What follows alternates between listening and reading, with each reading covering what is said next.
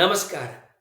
ಕೊಚ್ಚಿನೀಲ್ ಕೀಟದ ಕೆಂಪು ಬಣ್ಣ ಜಾಗತಿಕ ವ್ಯಾಪಾರದ ಕದನಕಣ ಆದಾಗ ಅಲಂಕಾರ, ಅಧಿಕಾರ, ಧಾರ್ಮಿಕತೆಯ ವ್ಯಾಪಾರ ಮತ್ತು ರಾಜಕೀಯದ ಸಂಕೇತ ಆಗಿದ್ದ ಕೆಂಪು ಅತ್ಯಂತ ಅಪರೂಪದ ವಸ್ತು ಮತ್ತು ಮೌಲ್ಯಯುತ ಬಣ್ಣ ಆಗಿತ್ತು.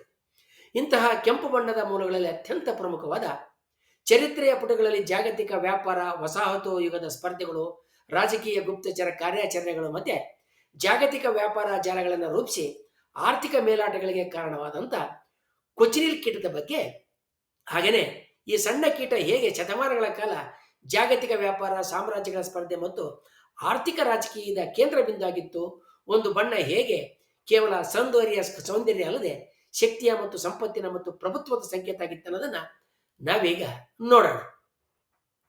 ಪ್ರಾಣಿಗಳಲ್ಲಿ ಅತಿ ಹೆಚ್ಚಿನ ಬಣ್ಣಗಳನ್ನು ಕಾಣುವ ಸಾಮರ್ಥ್ಯ ಮಾನವನ ಕಣ್ಣಿಗಿದೆ. ಸಾಮಾನ್ಯವಾಗಿ ಬಣ್ಣಗಳಲ್ಲಿ ಮಕ್ಕಳು ಮೊದಲು ಗುರುತಿಸುವಂಥದ್ದು ಮತ್ತು ಇಷ್ಟಪಡ್ತಕ್ಕಂಥದ್ದು ಕೆಂಪು ಬಣ್ಣನ. ಕೆಂಪು ಒಂದು ಮೂಲ ಬಣ್ಣ, ಉತ್ಸಾಹದ ಬಣ್ಣ, ಬೆಂಕಿಯ ಬಣ್ಣ, ಚೈತನ್ಯ ಮತ್ತು ಶುಭದ ಸಂಕೇತ, ಹಾಗೆಯೇ ಎಚ್ಚರಿಕೆಯ ಬಣ್ಣವೂ ಹೌದು. ಕೆಂಪು ನಮ್ಮ ಗಮನವನ್ನು ತಕ್ಷಣ ಸೆಳೆತೈತೆ. ಜಗತ್ತಿನ ಬಾವುಟಗಳಲ್ಲಿ ಅತ್ಯಂತ ಹೆಚ್ಚು ಬಳಸಲ್ಪಡುವ ಬಣ್ಣ ಕೂಡ ಇದ್ದಾನೆ. ಪ್ರಾಚೀನ ಕಾಲದಿಂದಲೂ ಮಾನವ ಬಣ್ಣದ ಬಟ್ಟೆಗಳನ್ನು ಒಪ್ಪಿ ಮೆಚ್ಚಿದ್ದಾನೆ. ಅದರಲ್ಲಿಯೂ ಕೆಂಪು ಬಣ್ಣದ ಬಟ್ಟೆಗೆ ಪ್ರಾಚೀನ ಇತಿಹಾಸನೇ ಇದೆ. ಬಟ್ಟೆಗಳಿಗೆ ಹಾಕುವಂತಹ ಬಣ್ಣವನ್ನು ಸಾಮಾನ್ಯವಾಗಿ ಮ್ಯಾಡರ್ ಅಂದ್ರೆ ಮಂಜಿಷ್ಟ ಅನ್ನುವ ಸಸ್ಯದಿಂದ ಪಡೆಯಲಾಗ್ತಾ ಇತ್ತು. 19ನೇ ಶತಮಾನದಲ್ಲಿ ಕೃತಕ ರಾಸಾಯನಿಕ ಬಣ್ಣಗಳು ತಯಾರಾಗ ತನಕ ಬಳಕೆ ಆಗ್ತಿದ್ದಂತಹ ಕೆಂಪು ಬಣ್ಣದ ಎಲ್ಲ ಮೂಲಗಳು ನೈಸರ್ಗಿಕವಾಗಿದ್ದವು, ಸಸ್ಯಗಳು ಮತ್ತು ಕೀಟಗಳಾಗಿದ್ದವು. ವೈಜ್ಞಾನಿಕವಾಗಿ ಸ್ಕೇಲ್ ಕೀಟಗಳು ಅಂತ ಕರೆಯಲಾಗ್ತಕ್ಕಂಥ ಸಣ್ಣ ಪರೋಪಜೀವಿ ಹುಳುಗಳು ಕೆಂಪು ಬಣ್ಣದ ಮೂಲ ಆಗಿದ್ದವು. ಈ ಕೀಟಗಳು ಕೆಂಪು ಪದಾರ್ಥವನ್ನ ಹೊರಕ್ಕೆ ಹಾಕ್ತವೆ. ಅವುಗಳನ್ನು ಸ್ವಚ್ಛ ಒಣಗಿಸಿ ಪುಡಿ ಮಾಡಿದರೆ ಬಣ್ಣದ ದ್ರವ್ಯ ಸಿಗ್ತದೆ.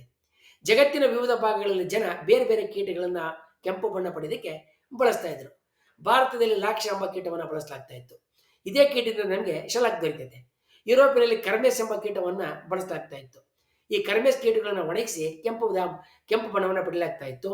ಒಣಗಿಸಿದ ಕೀಟಗಳು ಧಾನ್ಯದಂತೆ, ಕಾಳಿನಂತೆ ಕಾಣೋದ್ರಿಂದ ಇವುಗಳನ್ನ ಗ್ರಾನ ಅಂತ ಕೂಡ ಕರಿತಾ ಇದ್ರು. ಕೊಚ್ಚಿನಿಲ್ ಕೀಟದ ವೈಜ್ಞಾನಿಕ ಹೆಸರು ಡ್ಯಾಕ್ಟಲೋಪಯಸ್ ಕೊಕಸ್ ಅಂತ. ಇದು ಒಂದು ಸಣ್ಣ ಹುಳು ಕೀಟ. ಮುಖ್ಯವಾಗಿ ಕಳ್ಳಿ ಅಂತ ಹೇಳಿದ್ರೆ ನಾಗಪಣಿ, ಒಪನ್ಶಿಯಾ ಗಿಡಗಳ ಮೇಲೆ ಇದು ವಾಸ ಮಾಡುತ್ತೆ. ಈ ಕೀಟದ ಹೆಣ್ಣು ಪ್ರಭೇದಗಳಲ್ಲಿ ಕಾರ್ಬನಿಕ್ ಆಮ್ಲ ಇರ್ತದೆ. ಈ ಆಮ್ಲವೇ ಕೆಂಪು ವರ್ಣದ ಪದಾರ್ಥದ ಮೂಲ. ಕೊಚ್ಚಿನಿಲ್ ಹುಳುಗಳನ್ನ ಒಣಗಿಸಿ ಪುಡಿ ಮಾಡಿದಾಗ ದೊರೀತಕ್ಕಂಥ ಕೆಂಪು ಬಣ್ಣವನ್ನ ಕಾರ್ಮಿನ್ ಅಥವಾ ಕೊಚ್ಚಿನಿಲ್ ಕೆಂಪು ಅಂತ ಕರೀತಾರೆ. ಕೊಚ್ಚಿನಿಲ್ ಹುಳುಗಳಿಂದ ಕೆಂಪು ಬಣ್ಣ ತಯಾರಿಸಿ ಅದನ್ನ ಬಟ್ಟೆಗಳಿಗೆ ಹಾಕುವಂತ ತಂತ್ರ ಯುರೋಪ್ನವರಿಗಿಂತಲೂ ಮುಂಚೆ ಸಾವಿರಾರು ವರ್ಷಗಳ ಮೊದಲಿಂದಲೂ ಅಮೆರಿಕ ಖಂಡದಲ್ಲಿದ್ದಂಥ ಮೂಲ ನಿವಾಸಿಗಳಿಗೆ ತಿಳಿದಿತ್ತು. ಅಸ್ಟೆಕ್ ಮತ್ತು ಮಾಯಾ ನಾಗರಿಕತೆಗಳಲ್ಲಿ ಬಾವುಟ, ಧಾರ್ಮಿಕ ವಸ್ತುಗಳಿಗೆ ಬೇಕಾದ ಕೆಂಪು ಬಣ್ಣವನ್ನ ಇದರಿಂದಲೇ ಪಡೆಯಲಾಗ್ತಾ ಇತ್ತು. ಕೊಚ್ಚಿನೀಲು ಹುಳುಗಳ ಕೆಂಪು ರಾಜಕೀಯ ಬಣ್ಣವಾಗಿತ್ತು, ರಾಜವಂಶದ ಬಣ್ಣ ಆಗಿತ್ತು. ತೆರಿಗೆಗಾಗಿ ಮತ್ತು ಕೊಡುಗೆಗಾಗಿ ಕೊಚ್ಚಿನೀಲ್ ಬಣ್ಣವನ್ನ ಬಳಸಲಾಗ್ತಾ ಇತ್ತು. ಇದಕ್ಕೆ ಬಂಗಾರದ ಬೆಲೆ ಕೂಡ ಇತ್ತು. ಅಮೆರಿಕದ ಆಗ್ನೇಯ ಭಾಗ, ಮೆಕ್ಸಿಕೋ ಮತ್ತು ಮಧ್ಯ ಅಮೆರಿಕದ ಕಾಡುಗಳಲ್ಲಿ ಅಂಚುಗಳಲ್ಲಿ ವಾಸಿಸ್ತಾ ಇರುವ ಅಮೆರಿಕದ ಮೂಲ ನಿವಾಸಿಗಳು ಗಿಡದ ಎಲೆ, ಹೂ ಮತ್ತು ಕಾಂಡಗಳನ್ನು ತಿಂದು ಬದುಕುವ ಕೊಚ್ಚಿನೀಲ್ ಹುಳುಗಳನ್ನು ಬೆಳೆಸಿ ಅದರಿಂದ ಕೆಂಪು ಬಣ್ಣ ಉತ್ಪಾದನೆ ಮಾಡುವ ತಂತ್ರವನ್ನ ಕಂಡುಹಿಡಿದಿದ್ರು. ಕೊಚ್ಚಿನೀಲಿನಿಂದ ಪಡೆದಂತ ಕೆಂಪು ಯುರೋಪಿನ ಕರ್ಮೇಸ್ಗಿಂತ 10 ಪಟ್ಟು ಹೆಚ್ಚು ಕಡು ಮತ್ತು ಹೆಚ್ಚು ಬೆಳಗ್ತಾ ಇತ್ತು ಮತ್ತು ಹೊಳಿತಾ ಇತ್ತು. ಬಣ್ಣ ಸ್ಥಿರತೆಯೂ ಕೂಡ ಅದಕ್ಕೆ ಬಹಳ ಹೆಚ್ಚಿಗಿತ್ತು ಮತ್ತು ಅದನ್ನು ಬಳಸೋದಕ್ಕೂ ಕೂಡ ಸುಲಭ ಇತ್ತು. ಅಮೆರಿಕ ಖಂಡಕ್ಕೆ ಕಾರ್ಯಿಸಿದ ಸ್ಪ್ಯಾನಿಷ್ ದಾಳಿಕೋರರು ಮೂಲ ನಿವಾಸಿಗಳ ಈ ಅದ್ಭುತ ಕೆಂಪು ಬಣ್ಣ ಮತ್ತು ಅದರ ಉತ್ಪಾದನೆಯನ್ನು ಕಂಡು ದಂಗಾಗಿದ್ರು. ಸ್ಪೇನ್ನ ದಾಳಿಕೋರ ಹೆರ್ನಾಂಡೋ ಕೊರ್ಟಿಸು ಈ ಅಮೂಲ್ಯ ಸಂಪತ್ತಿನ ಬಗ್ಗೆ ರಾಜ 5ನೇ ಚಾರ್ಲ್ಸ್ಗೆ ತಿಳಿಸಿದಾಗ ಆತ ಈ ಕೆಂಪು ಬಣ್ಣವನ್ನು ಸಾಧ್ಯವಾದಷ್ಟು ಸಂಗ್ರಹಿಸಬೇಕಂತ ರಾಜಾಜ್ಞೆಯನ್ನು ಕೂಡ ಮಾಡ್ತಾನೆ. ಅಸ್ಟೆಕ್ ದೊರೆಗಳು ಪ್ರಜೆಗಳಿಂದ ತೆರಿಗೆ ರೂಪದಲ್ಲಿ ಕೊಚ್ಚಿನಿಲ್ ಕೆಂಪನ್ನ ಪಡಿತಾ ಇರ್ತಾರೆ. ಇದನ್ನು ಗಮನಿಸಿದಂತ ಸ್ಪ್ಯಾನಿಷ್ ಆಕ್ರಮಣಕಾರರು ಮೂಲ ನಿವಾಸಿ ದೊರೆಗಳಿಂದ ತಮಗೂ ಅದನ್ನ ತೆರಿಗೆ ರೂಪದಲ್ಲಿ ಕೊಡಬೇಕಂತ ಒತ್ತಾಯ ಮಾಡ್ತಾರೆ. 16ನೇ ಶತಮಾನದ ನಡುಗಾಲಕ್ಕೆ ಕೊಚ್ಚಿನೀಲು ನ್ಯೂ ಸ್ಪೇನ್ನ ಅತ್ಯಂತ ಮೌಲ್ಯಯುತ ರಫ್ತು ಮಾಡತಕ್ಕಂಥ ವಸ್ತು ಆಗುತ್ತೆ. ಯುರೋಪಿನ ಬೇಡಿಕೆ ಭಾರಿ ಹೆಚ್ಚಿದ್ರಿಂದ ಮೂಲ ನಿವಾಸಿಗಳಿಂದ ತೆರಿಗೆಯಾಗಿ ದಕ್ತಾ ಇದ್ದಂಥ ಪ್ರಮಾಣ ಸಾಕಾಗೋದಿಲ್ಲ. ಇದಕ್ಕೆ ಪರಿಹಾರವಾಗಿ ಕೊಚ್ಚಿನಿಲ್ ಕೃಷಿ ಲಾಭದಾಯಕ ವ್ಯಾಪಾರವಾಗಿ ಕಾಣಿಸ್ಕೊಳ್ಳುತ್ತೆ.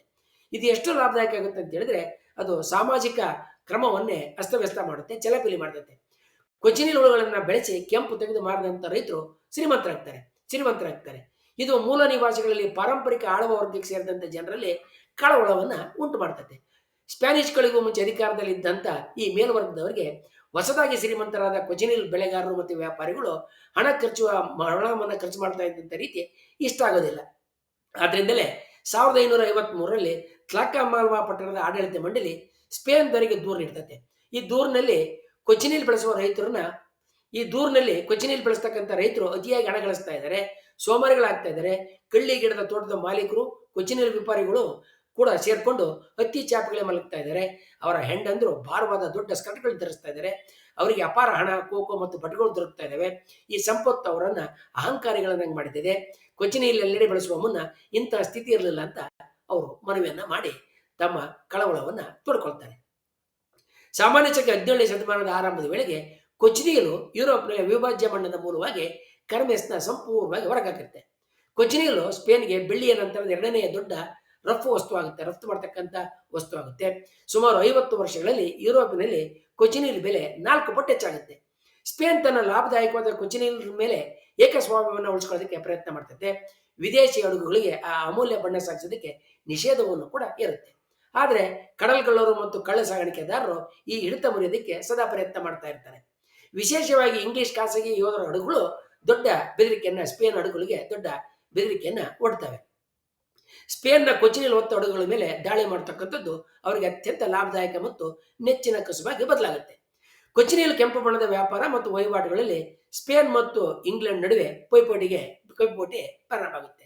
ಇಂಗ್ಲೆಂಡ್ ರಾಣಿ ಎಲಿಜಬೆತ್ ಕೊಚ್ಚಿನಿಲ್ ಕೆಂಪನ್ನು ಒಯ್ತಾ ಇದ್ದಂಥ ಹಡಗುಗಳ ಮೇಲೆ ದಾಳಿಗಳನ್ನು ಮಾಡೋದಕ್ಕೆ ತನ್ನ ಜನರಿಗೆ, ನಾವಿಕರಿಗೆ ಉತ್ತೇಜನವನ್ನ ಕೊಡ್ತಾಳೆ.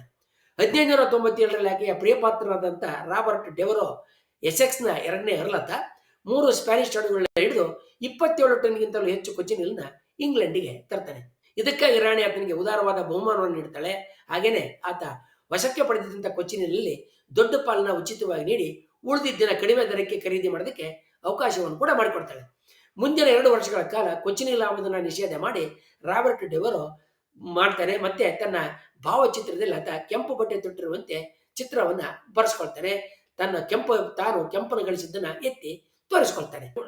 ಕೊಚ್ಚಿನಿಲ್ ವ್ಯಾಪಾರದಲ್ಲಿ ಸ್ಪೇನ್ನ ಏಕಸ್ವಾಮ್ಯನ ಮುರಿಯೋದಕ್ಕೆ ಬ್ರಿಟನ್, ಫ್ರಾನ್ಸ್, ನೆದರ್ಲ್ಯಾಂಡ್ಸ್ ದೇಶಗಳು ಪ್ರಯತ್ನವನ್ನ ಮಾಡ್ತವೆ. ಗೂಢಚಾರರನ್ನ ಮೆಕ್ಸಿಕೋಗೆ ಕಳಿಸ್ತವೆ. ಕೊಚ್ಚಿನಿಲ್ ಹುಳುವನ್ನ ಮತ್ತೆ ಅದಕ್ಕೆ ಆಸರೆ ಇಡುವಂತ ಕಳ್ಳಿ ಗಿಡವನ್ನ ಕಳ್ಳಸಾಗಾಣಿಕೆ ಮಾಡ್ತಾರೆ. ಯುರೋಪಿನ ಜನ ಅದನ್ನ ಕೊಚ್ಚಿನಿಲ್ನ ಮೆಕ್ಸಿಕೋದಿಂದ ಕೆರಿಯನ್ ದ್ವೀಪಗಳು, ಯುರೋಪ್ ಮತ್ತು ಏಷ್ಯಾದ ಉಷ್ಣ ಪ್ರದೇಶಗಳಿಗೆ ಕೂಡ ಕಳ್ಳಸಾಗಾಣಿಕೆಯನ್ನ ಮಾಡ್ತಾರೆ. ಆದ್ರೆ ಅಲ್ಲಿ ಅದನ್ನ ಬೆಳೆಸೋದ್ರಲ್ಲಿ ಅವರು ಯಶಸ್ಸನ್ನ ಕಾಣೋದಿಲ್ಲ. ಕೊಚ್ಚಿನಿಲ್ ಬೆಳೆಸೋದು ಒಂದು ಕಲೆ. ಕೀಟಗಳು ಸಾಯದಂತೆ ನೋಡ್ಕೊಳ್ತಕ್ಕಂಥದ್ದು ಇನ್ನೂ ಕಷ್ಟಕರವಾದಂಥ ಕಲೆ.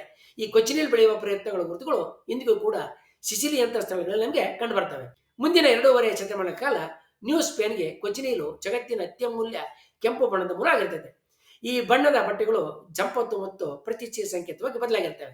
ಕ್ಯಾಥೋಲಿಕ್ ಕಾರ್ಡಿನಲ್ಗಳ ವಸ್ತ್ರಗಳು, ಬಟ್ಟೆಗಳು, ಇಂಗ್ಲಿಷ್ ನ್ಯಾಯಾಧೀಶರ ಉಡುಪುಗಳು ಎಲ್ಲವೂ ಕೊಚ್ಚಿನಿಲ್ ಕೆಂಪಿನಿಂದ ತುಂಬಿರ್ತವೆ. ಶ್ರೀಮಂತರು ಕೊಚ್ಚಿನಿಲ್ ಬಣ್ಣದ ಕೆಂಪು ಬಟ್ಟೆ ಧರಿಸಿ ಭಾವಚಿತ್ರಗಳನ್ನ ಬರೆಸ್ಕೊಳ್ತಾರೆ.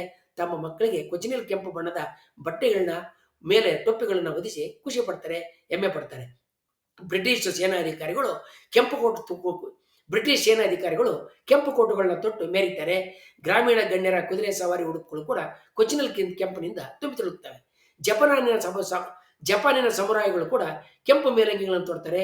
ಸಿರಿವಂತಿಕೆ, ಗತ್ತು ಮತ್ತು ಹೆಮ್ಮೆಯ ಸಂಕೇತವಾಗಿ ಕೊಚ್ಚಿನಿಲ್ ಕೆಂಪು ಮೆರೆಯುತ್ತೆ. 1821ರಲ್ಲಿ ಮೆಕ್ಸಿಕೋ ಮತ್ತು ಗ್ವಾಟೆಮಾಲಾ ವಸಾಹತು ಆಳ್ವಿಕೆಯಿಂದ ಹೊರಬರ್ತವೆ. 2 ವರ್ಷಗಳ ನಂತರ ಗ್ವಾಟೆಮಾಲಾ ಸ್ವತಂತ್ರ ಗಣರಾಜ್ಯವಾಗಿ ಘೋಷಿತ ಆಗುತ್ತೆ. ಜಗತ್ತಿನ ಕೊಚ್ಚಿನಿಲ್ ಉತ್ಪಾದನಾ ಕೇಂದ್ರವಾಗಿ ಅದು ಬದಲಾಗುತ್ತೆ. 19ನೇ ಶತಮಾನದಲ್ಲಿ ಸ್ವಲ್ಪ ಕಾಲ ಸ್ಪೇನು ಮತ್ತೊಮ್ಮೆ ಕೊಚ್ಚಿನಿಲ್ ವ್ಯಾಪಾರವನ್ನ ತನ್ನ ವಶಕ್ಕೆ ಮರಳಿ ಪಡೆಯೋದಕ್ಕೆ ಪ್ರಯತ್ನ ಮಾಡ್ತೈತೆ. ಕ್ಯಾನರಿ ದ್ವೀಪಗಳ ರೈತರ ಮೇಲೆ ಒತ್ತಡ ಹಾಕಿ ಕೊಚ್ಚಿನಿಲ್ ಕೂಡ ಅದು ಬೆಳೆಸುತ್ತೆ. 1876ರಲ್ಲಿ ಇರುವಂತಹ ದಾಖಲೆ ಪ್ರಕಾರ ಸ್ಪೇನು 2722 ಟನ್ ಕೊಚ್ಚಿನಿಲ್ನ ರಫ್ತು ಮಾಡಿರುತ್ತೆ. ಬ್ರಿಟಿಷರು ಭಾರತಕ್ಕೆ ಕೊಚ್ಚಿನಿಲ್ನ ಪರಿಚಯಿಸಿ ಅದನ್ನ ದಕ್ಷಿಣ ಭಾರತದಲ್ಲಿ ಬೆಳೆದಕ್ಕೆ ಪ್ರಯತ್ನ ಮಾಡ್ತಾರೆ. ಆದರೆ ಭಾರತದಲ್ಲಿ ಮುಂಚಿನಿಂದ ಬೇರಿದ್ದ ಮಂಜಿಷ್ಟೆ, ಕುಂಕುಮ, ಲಾಕ್ಷ ಮುಂತಾದ ನೈಸರ್ಗಿಕ ಕೆಂಪುಗಳ ಬಣ್ಣಗಳನ್ನ, ಸಸ್ಯ ಮೂಲದ ಕೆಂಪು ಬಣ್ಣಗಳನ್ನ ಕದಲಿಸೋದಕ್ಕೆ ಸಾಧ್ಯ ಆಗೋದಿಲ್ಲ. 19ನೇ ಶತಮಾನದಲ್ಲಿ ಕೃತಕ ಬಣ್ಣಗಳು ಮಾರುಕಟ್ಟೆಯನ್ನು ಆಕ್ರಮಿಸೋದಕ್ಕೆ ಪ್ರಾರಂಭ ಮಾಡ್ತವೆ. ಇವು ಕೊಚ್ಚಿನಿಲ್ ಕೀಟಗಳ ಕೆಂಪು ಬಣ್ಣವನ್ನ ಹಿಂದಕ್ಕೆ ದೂಕಿ ಮಾರುಕಟ್ಟೆಯಲ್ಲಿ ತಲೆ ಎತ್ತದಂತೆ ಮಾಡ್ತವೆ. ಒಮ್ಮೆ ಅತ್ಯಮೂಲವಾಗಿದ್ದಂಥ ಕೊಚ್ಚಿನಿಲ್ ಕೆಂಪು ಬಣ್ಣ ಈಗ ಆಹಾರ ಮತ್ತು ಸೌಂದರ್ಯ ವಸ್ತುಗಳಲ್ಲಿ ನೈಸರ್ಗಿಕ ಬಣ್ಣವಾಗಿ ಮಾರುಕಟ್ಟೆಯಲ್ಲಿ ಮಾತ್ರ ಸೀಮಿತವಾದಂಥ ಜಾಗಗಳಲ್ಲಿ ಮಾತ್ರ ಬಳಕೆಯಲ್ಲಿದೆ. ಗ್ರಾಹಕರು ಪುಡಿ ಮಾಡಿದ ಕೀಟಗಳ ಬಗ್ಗೆ ಅಸಹ್ಯ ಪಡದೆ ನೈಸರ್ಗಿಕ ಬಣ್ಣಗಳೊಂದಿಗೆ ಪ್ರಯೋಗ ಮಾಡೋದಕ್ಕೆ ಇಷ್ಟಪಡೋದೇ ಆದರೆ ಕೊಚ್ಚಿನಿಲ್ ಇಂದಿಗೂ ಬಳಕೆಗೆ ಸಿಗುತ್ತೆ, ಆದರೆ ಅಲ್ಪ ಪ್ರಮಾಣದಲ್ಲಿ. ಜೀವ ವಿಕಸನದ ಹಾದಿನಲ್ಲಿ ಕೆಲವು ಹುಳುಗಳು ಕೆಂಪು ಬಣ್ಣವನ್ನು ತಳೆದು ತಮ್ಮ ದಟ್ಟವಾದ ಕೆಂಪು ಬಣ್ಣದಿಂದ ಮನುಷ್ಯರ ಗಮನವನ್ನು ಸೆಳೆದು ಮನುಷ್ಯರ ಆ ಕೆಂಪು ಬಣ್ಣವನ್ನು ಹೊರತೆಗೆದು ಬಳಸಿ ಮಾರಿ ವಹಿವಾಟನ್ನು ಮಾಡಿ ಪೈಪೋಟಿಗೆ ಇಳಿದು ಜಗತ್ತಿನಲ್ಲಿ ತೀವ್ರ ಸ್ಪರ್ಧೆ ಉಂಟು ಮಾಡೋದಕ್ಕೆ ಹೇಗೆ ಕಾರಣ ಆಯಿತು ಅನ್ನೋದನ್ನ ನಾವು ನೋಡಿದ್ವಿ. ಮಾನವನ ಚರಿತ್ರೆಯಲ್ಲಿ ಇಂತಹ ಪೈಪೋಟಿಯ ಹಲವಾರು ಘಟನೆಗಳು ನಡೆದು ಹೋಗಿವೆ. ಅಂತ ಇತರ ಘಟನೆಗಳ ಬಗ್ಗೆ ಮುಂದಿನ ವಿಡಿಯೋದಲ್ಲಿ ತಿಳಿಯೋಣ. ವಂದನೆಗಳೊಂದಿಗೆ.